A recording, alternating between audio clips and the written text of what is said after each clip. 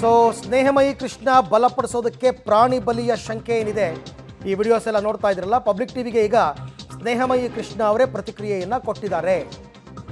ಅದು ಸಿಎಂ ಪತ್ನಿ ಪಾರ್ವತಿ ಪರವಾಗಿ ನಡೆದಿರೋ ಪೂಜೆ ಅಂತ ಅವ್ರು ಹೇಳ್ತಿರೋದು. ಈ ಪೂಜೆ ಯಾವಾಗ ಆಯಿತು ಅಂತ ನನಗೆ ಗೊತ್ತಿಲ್ಲ, ನನಗಾಗಿಯೇ ಪೂಜೆ ಮಾಡಿಸಿರೋದ್ರ ಬಗ್ಗೆನೂ ಗೊತ್ತಿಲ್ಲ, ಪ್ರಸಾದ್ ಅತ್ತ ಅವರು ಗೊತ್ತಿಲ್ಲ, ಅನಂತ್ ಭಟ್ಟು ಗೊತ್ತಿಲ್ಲ. ಬಟ್ ಅಲ್ಲಿ ಬರೆದಿರೋದು ಕೃಷ್ಣ ಅವರ ಕೈ ಬಲಪಡಿಸಬೇಕು ಅಂತ. ನನಗೆ ಅವ್ರು ಯಾರೂ ಗೊತ್ತಿಲ್ಲ, ಅದು ಯಾವಾಗ ನಡೀತೋ ಗೊತ್ತಿಲ್ಲ, ಇವತ್ತೇ ನಂಗೆ ಗೊತ್ತಾಗಿರೋದು ಅಂತ. ಬಟ್ ಶ್ರೀನಿಧಿ ಮತ್ತು ಹರ್ಷ ಅಂತಕ್ಕಂಥವ್ರಿಬ್ಬರು ಮುಖ್ಯಮಂತ್ರಿಗಳ ಪರವಾಗಿ ನನ್ನ ಹತ್ರಕ್ಕೆ ಬಂದಿದ್ರು, ದುಡ್ಡು ಕೊಡ್ತೀವಿ ಅಂತ ಆಮಿಷ ಒಡ್ಡಿದ್ರು. ಅವ್ರು ಯಾಕೆ ನನ್ನ ಪರವಾಗಿ ಪೂಜೆ ಮಾಡಿಸ್ತಾರೆ? ಈ ಪ್ರಶ್ನೆಯನ್ನು ಎತ್ತಾ ಇದ್ದಾರೆ ಸ್ನೇಹಮಯಿ ಕೃಷ್ಣ. ಪ್ರಸಾದ್ ಅತ್ತ ಅವರು ಯಾರು ಅಂತಲೇ ಗೊತ್ತಿಲ್ಲ ಅಂತ ಹೇಳ್ತಾರೆ ಅವರು.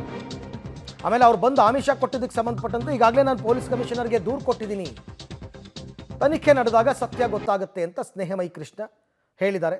ಈ ವಾಮಾಚಾರದ ಬಗ್ಗೆನೂ ನಾನು DGPಗೆ ಒಂದು ದೂರು ಕೊಡ್ತೀನಿ ಅಂತಲೂ ಹೇಳ್ತಾ ಇದ್ದಾರೆ. ಗೊತ್ತಿಲ್ಲ ಯಾರು ಮಾಡಿದ್ದಾರೆ ಅಂತ ನನಗೆ ಗೊತ್ತಿಲ್ಲ ಅನ್ನೋದು ಸ್ನೇಹಮಯಿ ಕೃಷ್ಣ ಅವರ ರಿಯಾಕ್ಷನ್.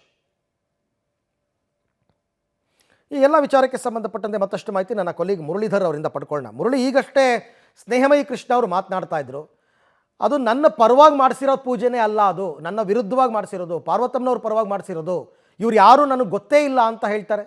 ಖಂಡಿತವಾಗಿಯೂ ಅರವಿಂದ್, ಯಾಕೆಂದರೆ ಪ್ರಮುಖವಾಗಿ ಈ ಬಗ್ಗೆ ತನಿಖೆನ ನಡೆಸ್ತಾ ಇರುವಂಥ ಮಂಗಳೂರಿನ ಪೊಲೀಸರ ಮಾಹಿತಿ ಪ್ರಕಾರ ಇದು ಸ್ನೇಹಮಯಿ ಕೃಷ್ಣ ಅವರ ಪರವಾಗಿ ಮಾಡಿಸಿರುವಂಥ ಒಂದು ಪೂಜೆ ಅಂತೇಳಿ ಅವರು ಉಲ್ಲೇಖವನ್ನು ಮಾಡಿದ್ದಾರೆ. ಜೊತೆಗೆ ಅದರ ಬಗ್ಗೆ ಕೂಡ ಪೂರಕವಾಗಿ ಈಗ FIR ಕೂಡ ದಾಖಲಾಗಿದೆ. ಜೊತೆಗೆ ಅದಕ್ಕೆ ಪೂರಕವಾದ ತನಿಖೆಯನ್ನು ಕೂಡ ಮಾಡುವಂಥ ಪ್ರಯತ್ನಗಳನ್ನು ಈಗಾಗಲೇ ಮಾಡ್ತಾ ಇರುವಂಥದ್ದು. ಯಾಕೆಂದರೆ ಪ್ರಸಾದ್ ದತ್ ಅವರ ಜುಡಿಷಿಯಲ್ ಕಸ್ಟಡಿಯಲ್ಲಿದ್ದಾರೆ.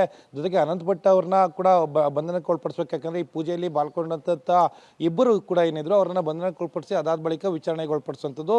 ಆ ಸಂದರ್ಭದಲ್ಲಿ ಪ್ರಸಾದ್ ದತ್ ಅವರ ಯಾವ ರೀತಿಯ ಹೇಳಿಕೆಗಳನ್ನು ಕೊಡ್ತಾರೆ ಅನ್ನೋದ್ರ ಬಗ್ಗೆ ಒಂದಷ್ಟು ಸ್ಪಷ್ಟನೆಗಳು ಸಿಗಬೇಕಾಗಿರುವಂಥದ್ದು. ಆದರೆ ಸ್ನೇಹಮಯಿ ಕೃಷ್ಣ ಅವರು ಹೇಳ್ತಾ ಇರುವಂಥದ್ದು, ಶ್ರೀನಿಧಿ ಮತ್ತು ಹರ್ಷ ಅವರು ಈ ಪ್ರಕರಣದಲ್ಲಿ ಬಂದಿದ್ದಾರೆ, ಇವರು ಪ್ರಸಾದ್ ಅವರನ್ನ ಭೇಟಿ ಮಾಡಿರೋ ಹಿನ್ನೆಲೆಯಲ್ಲಿ ನನಗೆ ಸಾಕಷ್ಟು ಅನುಮಾನ ಇರುವಂಥದ್ದು, ನನ್ನ ವಿರುದ್ಧ ಇವರು ಪೂಜೆಯನ್ನು ಮಾಡಿಸಿದ್ದಾರೆ ಅನ್ನೋದ್ರ ಬಗ್ಗೆ ನನಗೆ ಅನುಮಾನಗಳು ಬರ್ತಾ ಇದ್ದಾವೆ. ಪಾರ್ವತಿಯವರ ಪರವಾಗಿ ಮತ್ತು ಪಾರ್ವತಿಯವರಿಗೆ ವಿರುದ್ಧ ನಾನು ಹಾಕಿದಂಥ ಅರ್ಜಿ ಏನಿತ್ತು, CBI ಪ್ರಕರಣವನ್ನು CBIಗೆ ವಹಿಸಬೇಕು ಅಂತೇಳಿ ಏನೋ ಅರ್ಜಿನ ಹಾಕಿದ್ದೆ, ಅದನ್ನು ವಾಪಸ್ ಪಡಿಸ್ಕೊಳ್ಬೇಕು, ಅದು ಕೂಡ ಪೂಜೆ ಮೂಲಕ ವಾಪಸ್ ತೆಗೆದುಕೊಳ್ಬೇಕು ಅನ್ನೋದ್ರ ಬಗ್ಗೆ ಈ ರೀತಿಯ ಒತ್ತಡಗಳನ್ನು ಹೇರಿದ್ರು ಅನ್ನೋದ್ರ ಬಗ್ಗೆ ಆರೋಪವನ್ನು ಸ್ನೇಹಮಯಿ ಕೃಷ್ಣ ಅವರು ಮಾಡ್ತಿರೋಂಥದ್ದು.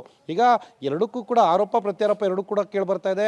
ಇದರಲ್ಲಿ ಪ್ರಸಾದ್ ದತ್ ಅವರ ಈಗ ಜುಡಿಷಿಯಲ್ ಕಸ್ಟಡಿ ಇದ್ದಾರೆ, ಅವರನ್ನು ಬಂಧನಕ್ಕೊಳಪಡಿಸಿ ಅವರ ಬಳಿಯಲ್ಲಿ ಒಂದಷ್ಟು ಹೇಳಿಕೆಗಳನ್ನು ಪಡ್ಕೊಂಡ್ರೆ, ಜೊತೆಗೆ ಅವರ ಮೊಬೈಲಲ್ಲಿ ರಿಟ್ರೀವ್ ಆಗಿರುವಂಥದ್ದು ಇದೆಲ್ಲ ಫೋಟೋಗಳು ಕೂಡ, ಅದಕ್ಕೆ ಅವರೇ ಉತ್ತರದಾಯಿತ್ವವಾಗಿರುವಂಥದ್ದು. ಅದಕ್ಕೆ ಅವರು ಸ್ಪಷ್ಟನೆಯನ್ನು ಕೊಟ್ಟಾದ ಬಳಿಕ ಈ ಪ್ರಕರಣ ಯಾವ ಹಂತಕ್ಕೆ ಹೋಗುತ್ತೆ, ಜೊತೆಗೆ ಇದು ಸ್ನೇಹಮಯಿ ಕೃಷ್ಣ ಅವರ ಪರವಾಗಿ ಪೂಜೆಯನ್ನು ಮಾಡಿಸಿದಂಥದ್ದು ಅಥವಾ ಪಾರ್ವತಿಯವರ ಪರವಾಗಿ ಪೂಜೆಯನ್ನು ಮಾಡಿಸಿರುವಂಥದ್ದು, ಇದೆಲ್ಲದ್ರ ಬಗ್ಗೆನೂ ಕೂಡ ಮಾಹಿತಿಗಳು ಬಹಿರಂಗ ಆಗಬೇಕಾಗಿರುವಂಥದ್ದು. ಮುರಳಿ, ಥ್ಯಾಂಕ್ ಯು ತಮ್ಮ ಎಲ್ಲ ಮಾಹಿತಿಗಾಗಿ, ಧನ್ಯವಾದ. ನೋಡೋಣ, ಸ್ವಲ್ಪ ಸಂದೇಹಾತ್ಮಕವಾಗಿದೆ ಇದು ವಿಚಾರ, ಏನು ಅಂತ ಗೊತ್ತಾಗುತ್ತೆ ಪರಿಶೀಲನೆ ಮಾತ್ರ.